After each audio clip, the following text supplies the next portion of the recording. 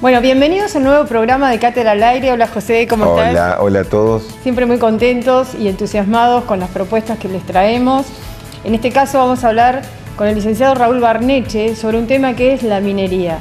Pero es un tema que nos han pedido especialmente nuestros televidentes y gente que nos sigue por el Facebook, de entender los procesos desde el comienzo, más allá de la discusión marco que se está dando. Cuando uno no sabe de qué están hablando no puede opinar. Entonces apelamos a esta persona experta. José, contanos un poco quién es para que nos diga. Raúl Barneche es geólogo, es decir, es un especialista en la materia, se dedica al tema minero, al tema que nos convoca hoy. Es docente y ha sido docente en numerosas cátedras, Gabriela, y el público, o sea que ha sido reconocido por la universidad en su especialización en materia de derecho ambiental y en materia de minería. Y también me gusta mucho porque ha trabajado en muchas empresas mineras en distintos lugares del mundo, tanto en consultoría como en temas ambientales. En auditoría, en procesos de remediación, estudios de impacto ambiental. Eso está bueno porque mezcla lo teórico con el trabajo de campo, que a veces es difícil encontrar, ¿no? Pues si no sería solo un profesor y en realidad el trabajo que él ha realizado tiene que ver con esto, ¿no? Con auditorías y concretamente en el campo, que es lo que nos importa hoy. Vamos a ver cómo nos ilustra, digamos. Y además es un hombre también comprometido en la zona, ha tenido distintos roles políticos y eso es valioso también para nosotros. Es decir, es una persona que reúne varias características en conjuntos difíciles de encontrar juntas. Totalmente. Los invitamos a ver la entrevista que le va a realizar nuestra colega Edith Terenzi y después cerramos y conversamos un poco sobre lo que allí suceda. ¿Te parece? Vamos.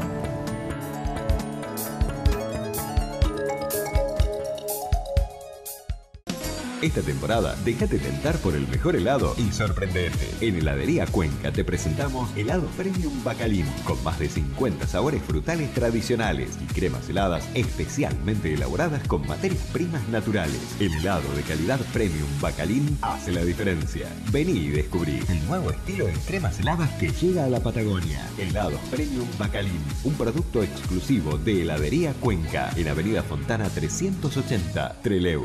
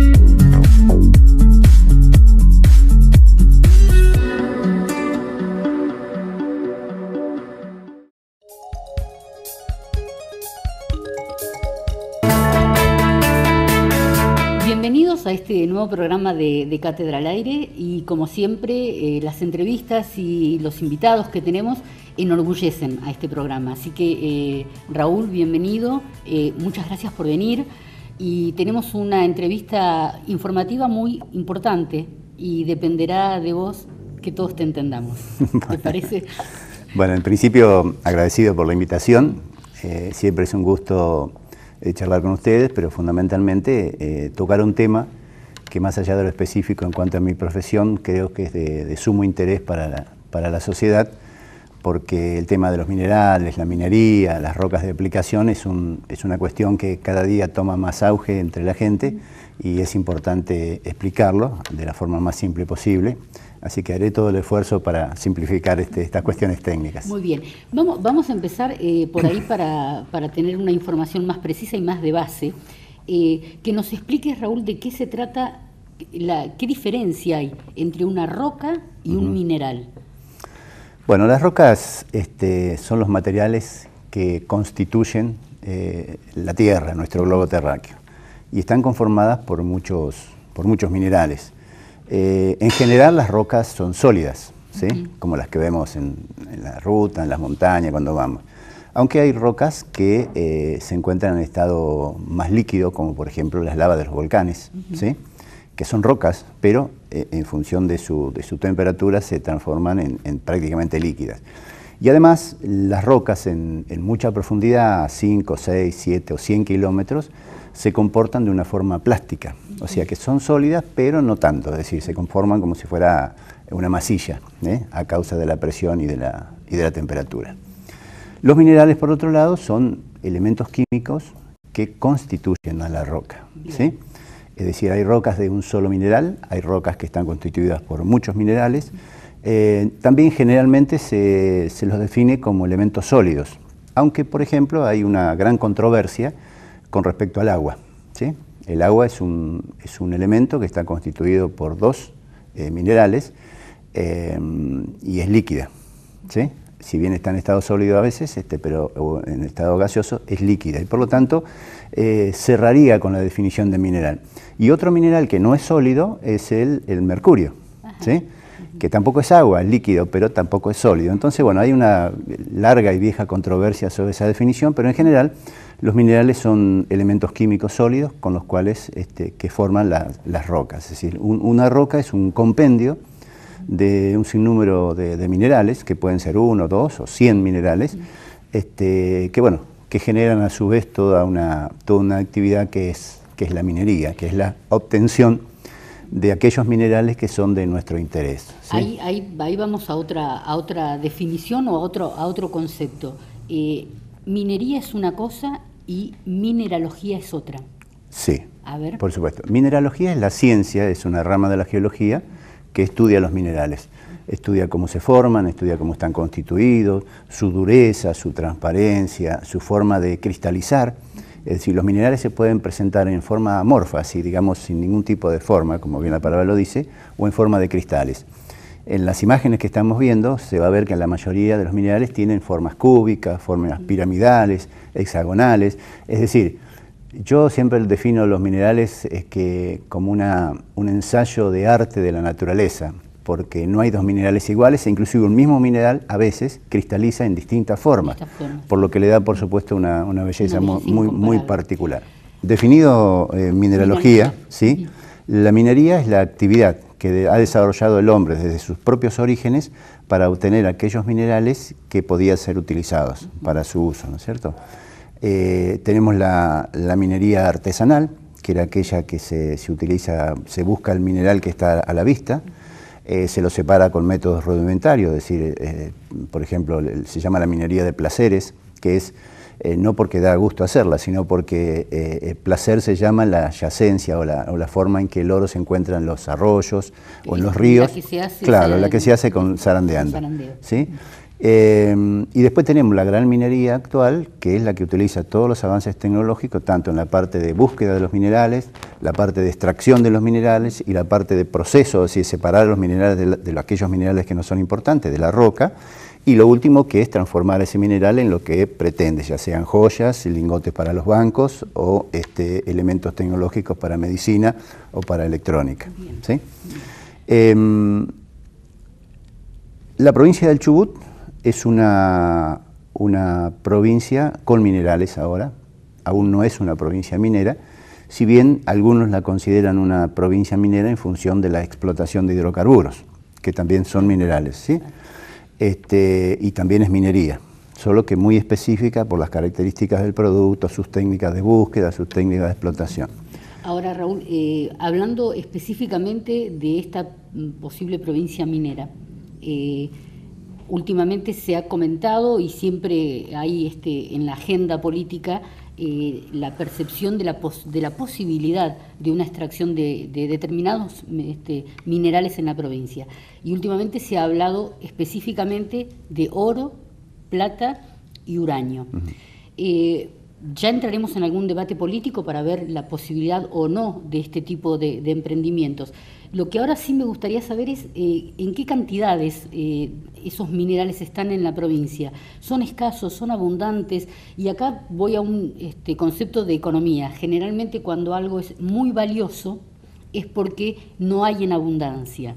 ¿Este es el caso de los minerales o tienen un valor por otras cuestiones? Tanto la plata como el oro, como el uranio, son de los minerales más abundantes en la naturaleza.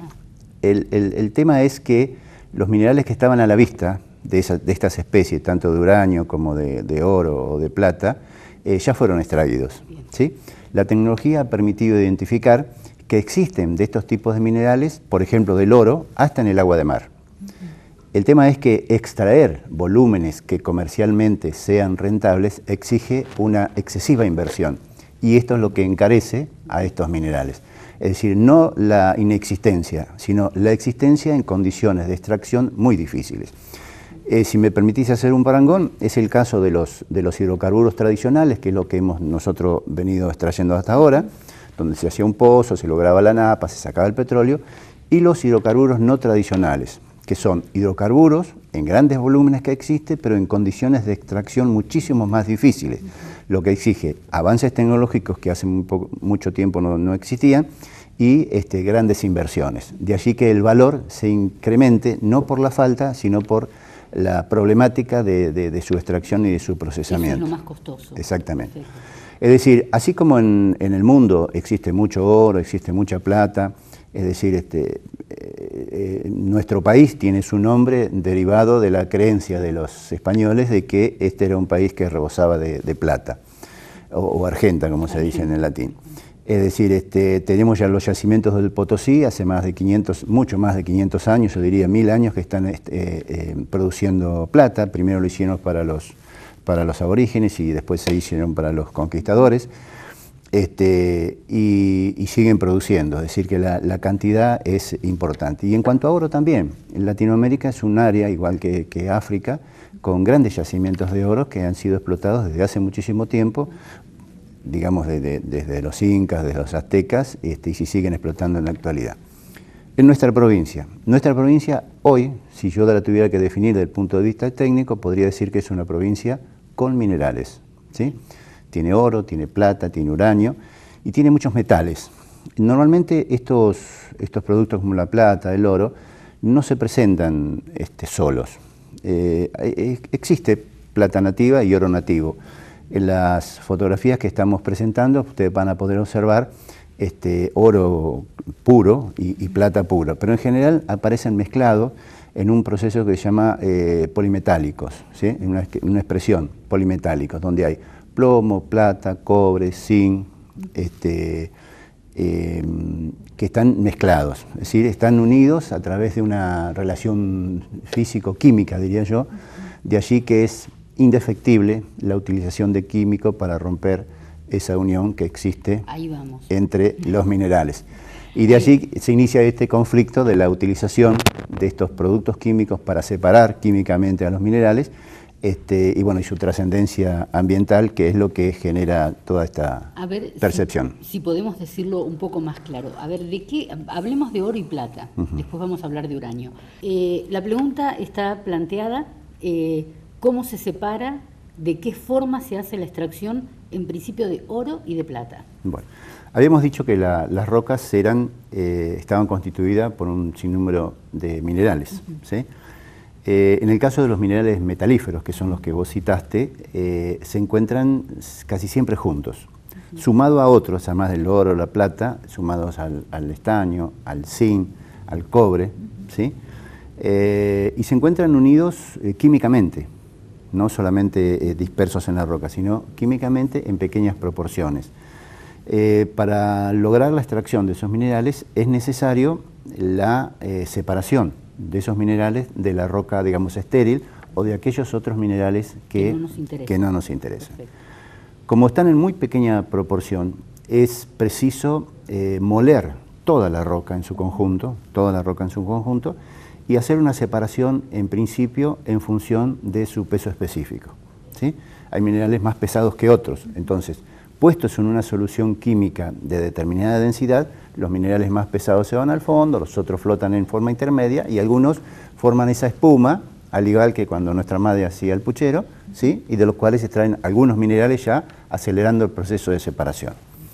Pero los minerales que nos interesan, más digamos los metalíferos como el oro y la plata, que rara vez se presentan como nativos y puros, es necesario separarlos a través de un proceso químico. Normalmente lo que hasta ahora se utiliza ya casi más de 100 años, por su rapidez y por su economía, es mezclar a estos minerales con sales de cianuro, ¿sí?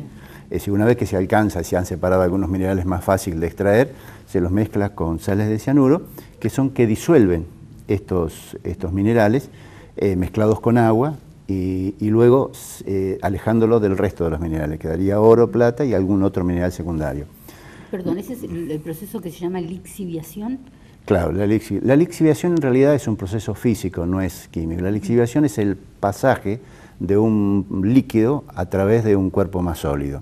Es decir, cuando nosotros arrojamos agua en el jardín, en nuestro jardín de arena, todo el proceso de llevar el polvo fino que está arriba con el agua a través de la arena es un proceso de lixiviación. Porque además de pasar el agua, que sería solo infiltración, se extraen algunos minerales en ese pasaje. Es decir, los procesos de cianuración se pueden hacer en bateas o se pueden hacer en verdaderos valles, como se hace en el norte de nuestro país. Se cubren de plásticos impermeables grandes valles, estoy hablando de valles topográficos, y luego se los rocía con estas sales de cianuro que hacen que estos minerales se disuelvan, se vayan al fondo y así son extraídos a través de un proceso de agua y luego pasado a través de lo que se llaman pilas de carbón activado, que el carbón tiene la particularidad de absorber el cianuro y dejar que el agua con los otros minerales disueltos siga corriendo, ¿sí? Después, bueno, esas pilas de carbón activado se lavan con soda cáustica, otro producto químico, y el agua del oro se separa a través de evaporación. Todo eso, el producto que queda, ya el oro y la plata mezclado, se funde y en el proceso de fundición se separa lo último de uno u otro mineral. La plata, cuando se encuentra sola, que sería el caso, según dice la empresa, el caso de Navidad, puede obviar el proceso de cianuración, pero se utilizan otros productos químicos porque la plata no está sola, está con otros elementos minerales unidos químicamente y por lo tanto esas cadenas químicas solo se rompen con otros productos químicos, ¿no? O sea que este sería el proceso. ¿Y el proceso de extracción de uranio, qué diferencia tiene con el de oro y plata?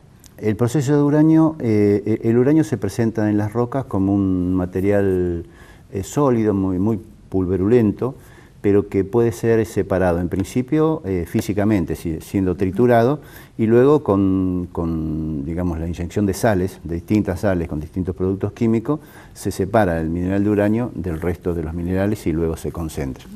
Es decir, de cualquier forma, este producto comienza a tener capacidad reactiva desde el momento que se lo comienza a movilizar, ¿no es cierto? Es decir, son dos procesos distintos, de distinto costo, por supuesto, y distintos volúmenes que se manejan, ¿no? Así que, pero bueno, nuestra provincia tiene los tres minerales en existencia importante. Perfecto. Cuando hablamos de extracción de este tipo de minerales que son de los que estamos hablando por ahí esporádicamente, pero hablamos de vez en cuando, nos referimos a dos cuestiones principales, al agua y a la cuestión medioambiental.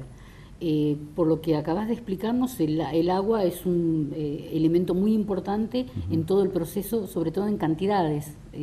Supongo que esa será un poco la pregunta de los ambientalistas. ¿Qué cantidad de agua se usa y de dónde se saca y qué tipo de agua se usa? Bueno, A ver, por allí se menosprecia el volumen de agua que se utiliza cuando se lo compara con otras actividades humanas. Por ejemplo, con la agricultura y la ganadería. Es obviamente que la agricultura y la ganadería utilizan volúmenes de agua superiores, solo que vuelven al círculo del agua con mucha mayor rapidez y naturalmente. Cuando nosotros al agua, aunque no sea potable en su inicio, la contaminamos o la mezclamos con elementos químicos necesarios para producir la separación de los minerales que procuramos, ese agua ya queda con ese volumen de contaminación y puede ser reutilizada en el mismo sistema, claro. Es decir, que vuelva quizás extrayéndole a través de procedimientos tecnológicos de avanzada, extrayéndole los contaminantes y volviéndolos a usar en el sistema. Pero digamos que ese agua que se utiliza para la minería ya no puede volver a ser utilizada en ninguna actividad humana. Pero bueno, los volúmenes a veces se comparan y se dice que la minería utiliza un 10% o un 5% de lo que utiliza la agricultura. Por supuesto que es así, por supuesto que es así. Pero el ciclo es diferente. Pero es distinto. Lo de la agricultura va a los vegetales y entra en el circuito del agua nuevamente, inclusive en la ganadería. Pero bueno, es un elemento imprescindible porque, como ya te lo expliqué, es decir, se necesita el agua como, digamos, como elemento de conducción de los elementos químicos que se utilizan para la separación de los minerales. Ahora, el tema del medio ambiente en general. Recién comentábamos de valles enteros que se utilizan para producir estos piletones donde se hace la separación del mineral que se está buscando. Sabemos que dentro de tu currículum hay muchos estudios de impacto ambiental. ¿Cuál es el impacto que tienen estas extracciones en la provincia? ¿El impacto del oro y la plata es uno? ¿El del uranio? Quiero suponer que sería un poco más complejo también. Sí, debemos coincidir en un aspecto, es decir, la propia existencia del hombre sobre la Tierra genera impacto. Sí. Es decir, en la Tierra estaba todo bárbaro hasta que llegó el hombre, ¿sí? Es decir, no existe la minería sustentable, eso es es una muletilla que utiliza el sector, que por supuesto defiende esa actividad lícita, pero lo defiende con todas las armas que tiene. La sustentabilidad definida por las Naciones Unidas es aquella actividad que permite satisfacer nuestras demandas actuales y garantizar a nuestros sucesores la misma utilización. Cuando yo saco una tonelada de roca, la muelo, la separo químicamente, esa tonelada no vuelve a estar ahí. O sea, la usé yo y mis hijos no. Entonces no existe la minería sustentable. Lo que sí se puede trabajar es de ver de qué forma el impacto inevitable que produce la minería se puede morigerar o se puede hacer cada vez menor, pero es indefectible el impacto que produce. Se sacan volúmenes, se modifica toda la biota, o sea, toda la vida del lugar se modifica porque se cambia el régimen de los ríos, se cambian los mecanismos de infiltración, más allá de que sean zonas alejadas, que no estén pobladas, pero digamos que el impacto en la minería es irreversible. Insisto, creo que es inevitable porque vos hablabas de economía. Al estar tan diluidos los minerales en la roca para obtener volúmenes que sean verdaderamente rentables, nosotros necesitamos mover mucho. Claro, exactamente. Es decir, técnicamente, aunque esto sea peyorativo para los amigos del sector, es decir, nosotros necesitamos moler la montaña para sacar el porcentaje de minerales que allí se encuentran, que son lo que yo procuro, ¿no es cierto? O sea que es una actividad contaminante, es una actividad impactante sobre el medio, es una actividad finita, no es una actividad que nosotros, como la agricultura, empezamos ahora, es no renovable, es decir, tiene una serie de factores muy importantes que yo creo que hay que discutir profundamente, hay que evaluar, todas las personas a veces sacrificamos una actividad o una parte de nuestra vida en aras de un mejoramiento de nuestra calidad de vida en otro. Pues bien, yo creo que en la provincia del Chubut tiene que darse ese gran debate y decidir si realmente el mejoramiento de nuestra calidad de vida está atada a la minería o está atada a otro cambio de matriz productiva, donde la minería sea uno de los factores, pero no el desencadenante. Claro. ¿No? Y a mí me recuerda cuando hablábamos de países del tercer mundo, que entre los cuales en algún momento Argentina estuvo, que todas las actividades que eran raras, difíciles, complicadas, venían a este tipo de países. Y ahora el tema de la minería parecería ser que también tiene como zonas de sacrificio. Hablabas recién de grandes despoblados, uno de esos despoblados es nuestra meseta, el interior de nuestra meseta, y a raíz de tus comentarios y de todo lo que implicaría el movimiento minero, parecería entonces que la meseta podría ser, o podría ser considerada en algún momento zona de sacrificio. Bueno, quedamos que esto iba a ser para otro programa, pero bueno, de cualquier forma es inevitable. Es decir, sí. Si vos analizás el mapa minero del mundo, en este momento las zonas con mayor explotación, con mayor destino de capitales de los países avanzados, es África, es Indonesia, es Nueva Zelanda, es Latinoamérica. Latinoamérica ha venido siendo explotada, como decíamos al principio de esta charla, antes de la colonización, es decir, y por supuesto después de esto con mucha mayor asiduidad. Así que se vayan a explotar zonas despobladas, yo creo que es la consecuencia, porque las zonas donde había minerales cerca de las poblaciones ya fueron explotadas. Claro. Si nosotros repasamos la bibliografía, vamos a ver grandes socavones, casi en el centro de grandes ciudades en Europa, es decir, restos de antiguas explotaciones mineras. En Rusia, por ejemplo, en Siberia, hay tremendos pits, que así se le llaman a esos pozos cónicos donde se sacan los minerales metalíferos, a 3 o 4 kilómetros de grandes ciudades. Es decir, entonces ahora la tecnología ha permitido que se avance sobre las áreas más despobladas, que es donde todavía existe riqueza mineral y en abundancia, ¿no? Se nos terminó el programa, Raúl. Una pena. En realidad me parece que deberíamos tener un próximo en el que indagáramos un poco más en profundidad del tema. Ahora es como que nos quedamos en la superficie, tratamos de dar algunas explicaciones para saber exactamente de qué estamos hablando, pero bueno, te comprometo a que en un futuro no muy lejano podamos hablar estrictamente del proyecto Navidad y podamos hablar de la extracción de uranio de la Comisión Nacional de Energía Atómica y los podamos desmenuzar, ¿te parece? De acuerdo. Te dejo 3 tips que sean motivo de aquella próxima conversación. Hay 3 aspectos que hay que discutir y definir en esta provincia para avanzar sobre la minería. Son los aspectos legales, una nueva relación entre el capital y el Estado, aspectos técnicos para ver de qué tecnología estamos hablando cuando se habla de extracción, y aspectos ambientales para garantizar que los que después que terminen la minería sigan viviendo en la provincia lo puedan hacer con tranquilidad. Por el futuro nuestro y el de nuestros hijos. Así es. Y el de todos nuestros descendientes. Esa es la idea. Muchísimas gracias. No, gracias a ustedes por la invitación. Ha sido un placer conversar con Raúl. Los invito a un próximo programa de Cátedra al Aire y los dejo en el cierre con mis colegas. Muchas gracias. Bueno, ¿qué decir después de esta entrevista tan clara, tan pedagógica, tan meticulosa, tan ordenada? Decíamos con José María recién, ¿qué vamos a conversar? ¿Qué vamos a agregarle? Dejamos un montón de interrogantes, como dejó Edith, abiertos para un próximo programa, porque realmente mucho más que agregar a lo que explicó Raúl no hay. No, a mí yo lo felicitaría por su claridad. Me gustó mucho el punto sobre definir claramente qué es algo sustentable. Así es. Estuvo bueno. Muy bueno. Creo que se puede aplicar para esto y para muchas otras cosas de nuestra realidad política regional y económica, pensar en nuestros hijos, etcétera. Y también el tema de que no hay minería sin costo. Eso también me gustó, ¿no? Fue muy nítido. Tampoco se paró completamente en contra, pero fue nítido en explicar que el costo ambiental es altísimo y lo que sucede es irreversible.